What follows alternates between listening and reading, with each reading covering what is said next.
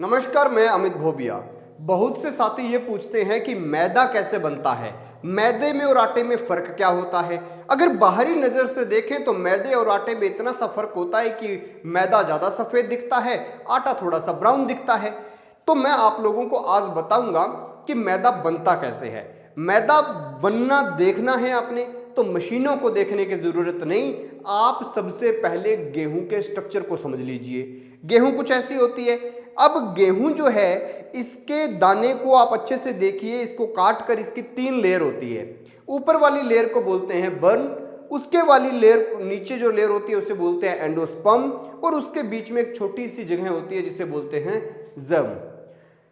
Burn और germ को हटा दीजिए, एंडोस्पर्म बचेगा, उसे पीस लीजिए, बिल्कुल बारीक पीस लीजिए, और फिर उसे केमिकल से ब्लीच कर दीजिए या फिर कुछ टाइम के लिए ऑक्सीडाइज होने के लिए ओपन में छोड़ दीजिए। ये सफ़ेद हो जाएगा और ये मैदा बन जाएगा।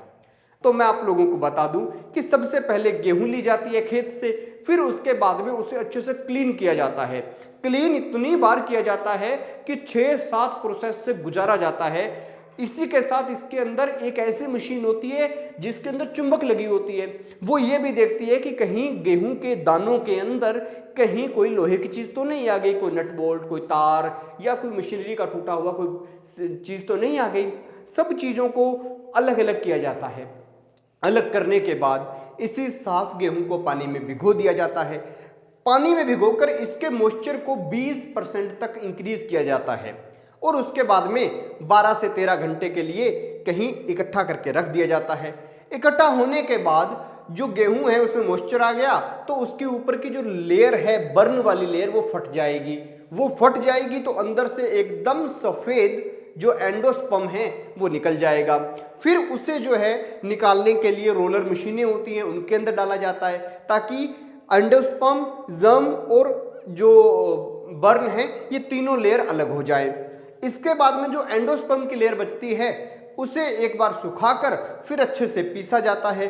फिर जब इसको छानना होता है तो कम से कम 7 से 8 छन्नियों में से इसको निकालते हैं ताकि ये एकदम बारीक हो जाए, और जो बिल्कुल बारीक निकलता है वो आपके सामने मैदे के रूप में तैयार हो जाता है। लेकिन आप देखेंगे जब आटे की रोटी बनती है तो उसका जो आटा होता है वो प्लास्टिक की तरह खिंचता नहीं है, लेकिन जो मैदे की रोटी बनती है वो प्लास्टिक की तरह खिंचती है। खैर, आज आपको मैदा बनाने का मैंने तरीका बता दिया, लेकिन घर पर अगर देसी मैदा बनाना हो तो सिंपल सा तरीका है।